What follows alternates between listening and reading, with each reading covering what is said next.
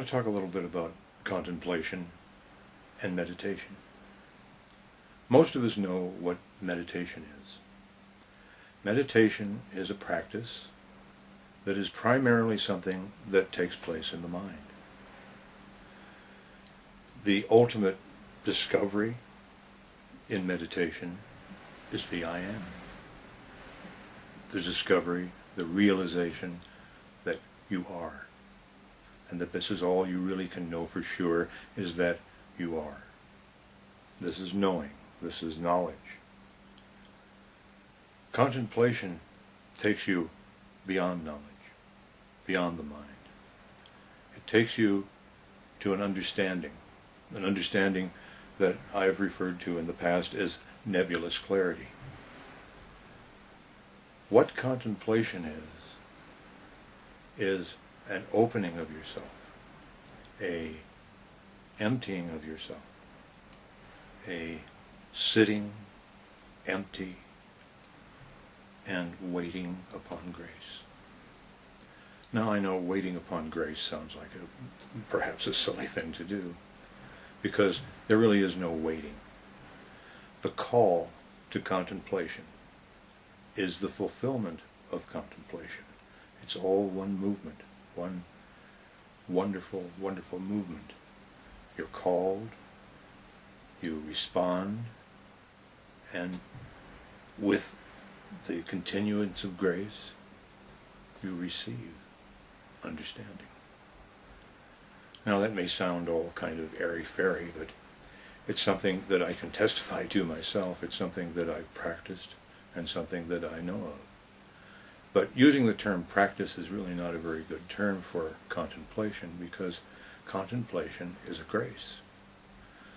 The call that you have to seek, the call that you have that allows you and gives you the ability to empty yourself, comes from grace.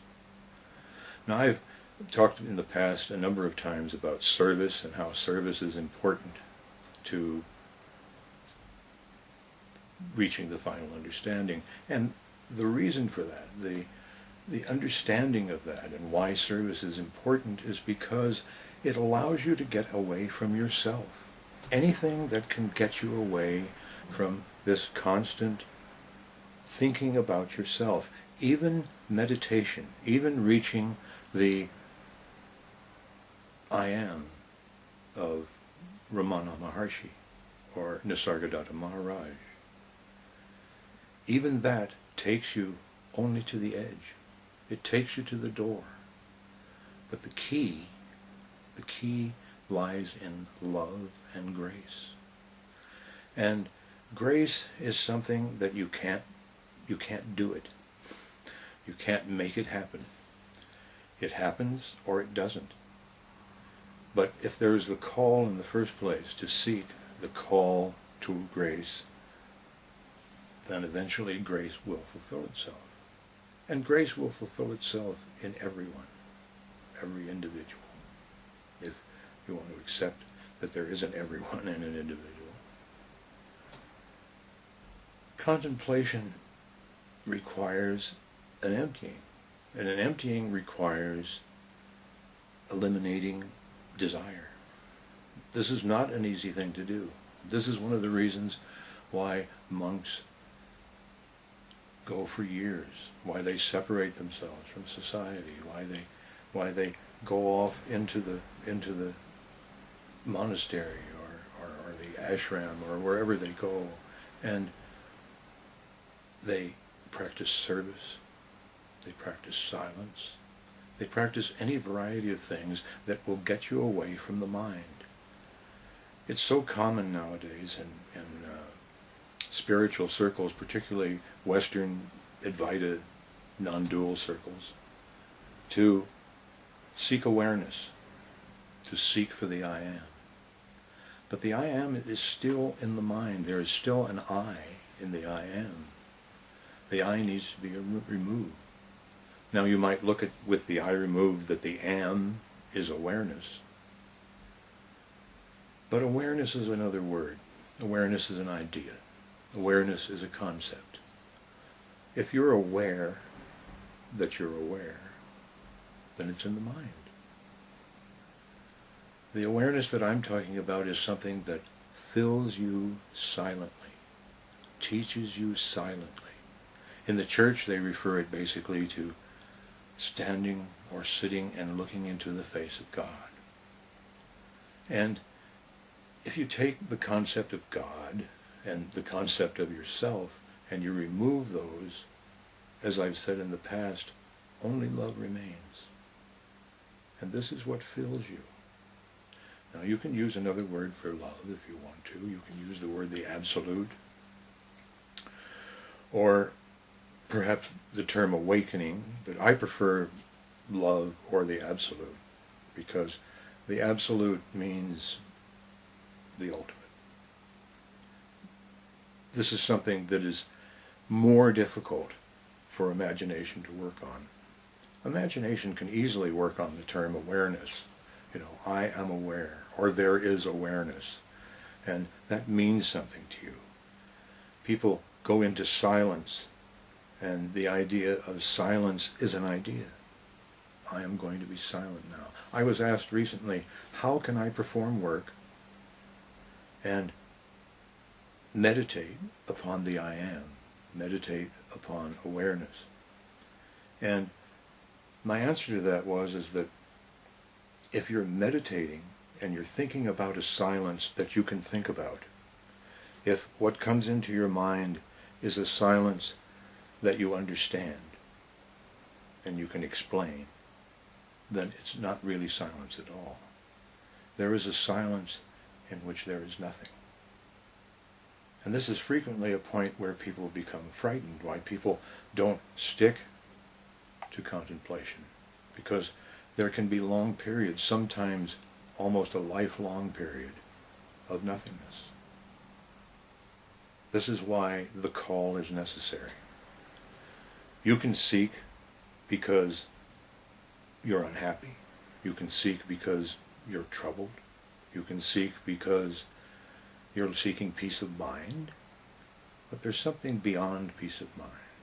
There's something beyond what you want.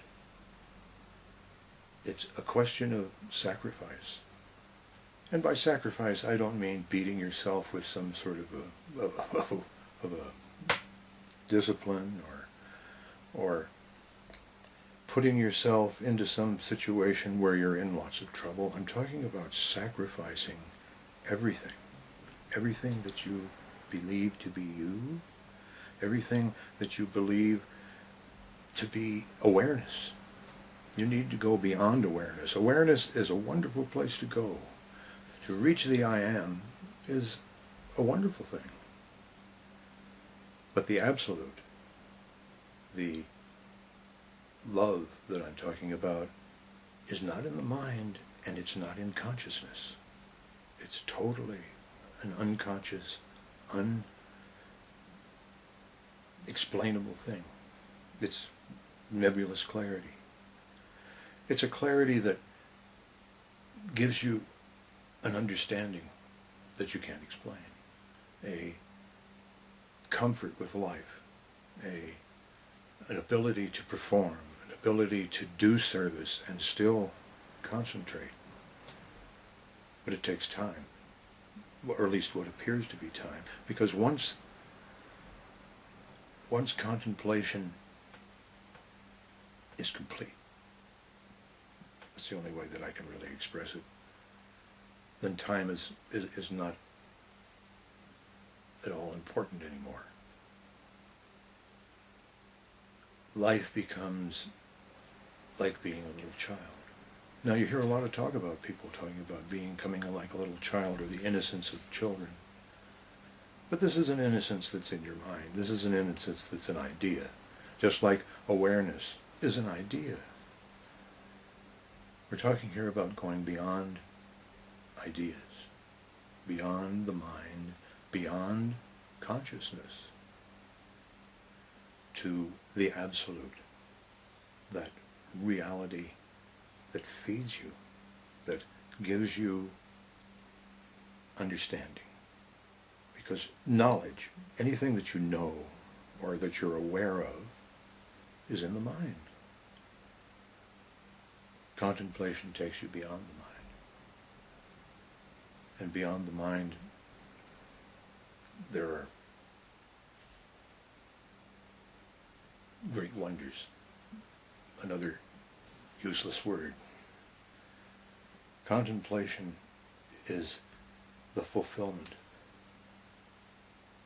But it happens because of grace and because of a call of grace. If you don't feel that call and you don't have that undeniable longing for love, and I'm not talking about seeking for love or relationship or any kind of love that you can imagine. This is not a love that you can imagine. It is a love that allows you to be one. The whole idea of contemplation in the monastic setting is to yoke. The term is to yoke with God. But as I said, that's Christian terminology, and if you get beyond Christian terminology into the knowledge of ideas of Advaita, then you understand that knowledge is something that's in the mind. Anything that you can know, anything that you can understand, and this includes awareness. Awareness, if it's aware of itself, is in the mind. It's not the absolute. And if the absolute is what you seek, if the absolute is what you love, if the absolute is what is calling you, then it will be the key that opens the door. As I said to someone who had written me the other day, that awareness, the I am, takes you to the door, but it's love, it's grace that is the key. And the only way that you're going to open yourself to grace is to completely forget yourself in all ways, to make yourself vulnerable, to make yourself useful, to live your life to the fullest. And this can mean a lot of different things to different people. People seem to be insisting that somehow I was insisting that people go out and perform some sort of hard work or do something that's particularly beneficial. You'll know what your call is.